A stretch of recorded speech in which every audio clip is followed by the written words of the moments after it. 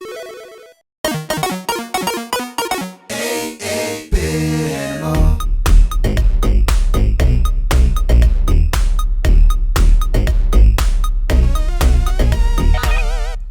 you doing, good people?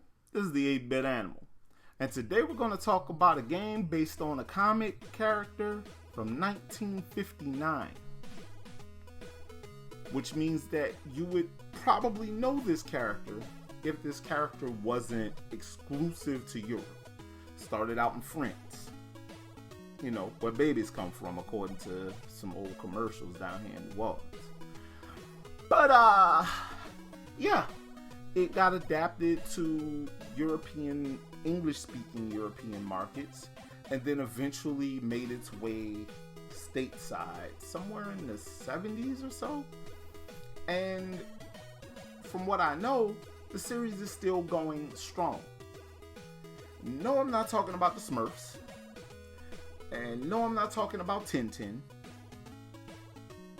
This one actually is set in like ancient France. So the Gauls are fighting against the Roman Empire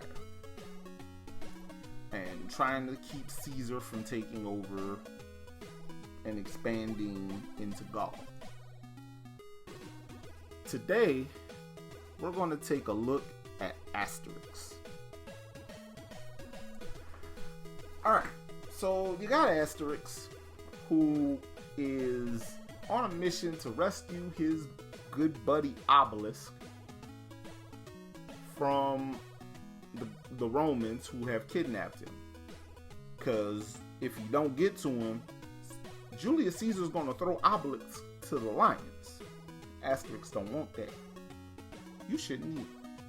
Get thrown to the lions ain't cool. But yeah, this game is a really well-crafted example of a European style platformer.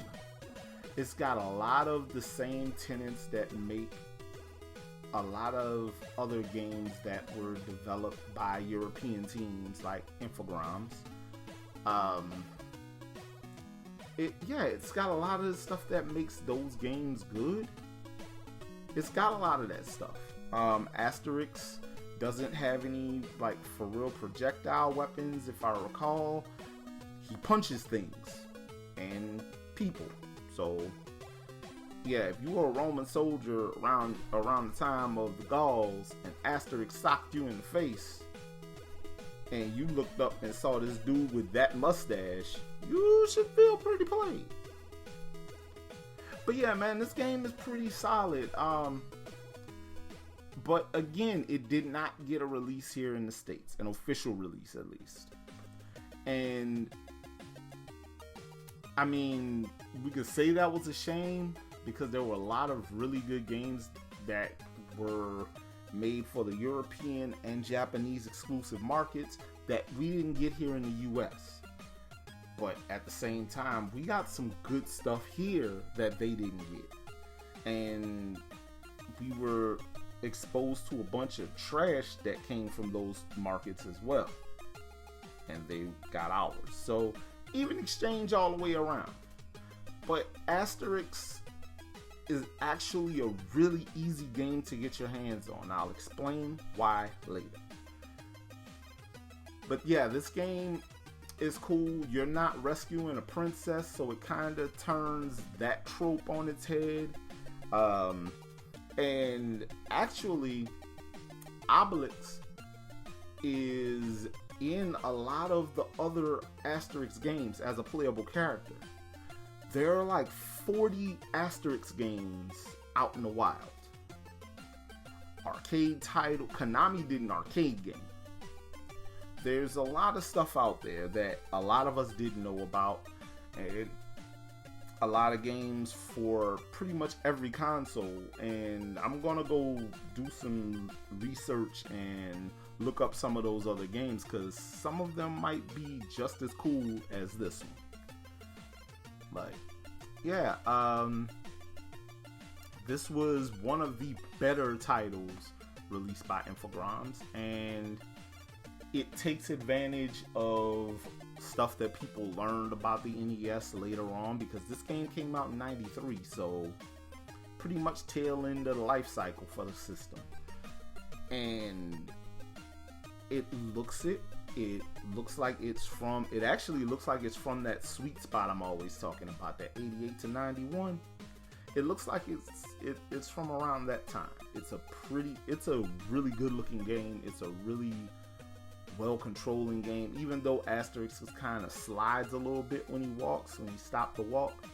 But I noticed that's a thing in a lot of European developed games. I don't understand why, but here we are.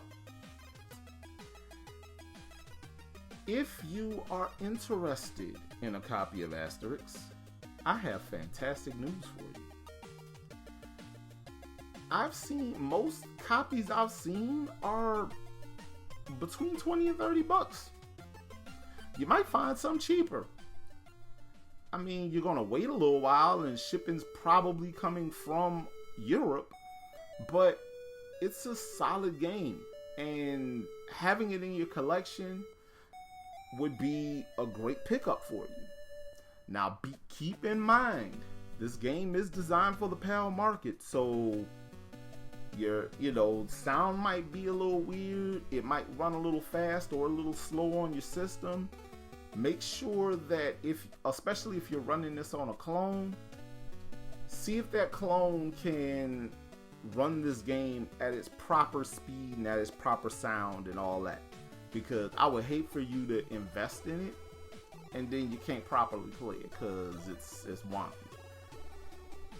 Like, we don't want that. I don't want you playing this game and it wasn't designed poorly, and then you end up with something that handles and sounds like Back to the Future. Nobody should deserve that at all. But this has been the 8-Bit Animal, and I'll catch you beautiful people tomorrow.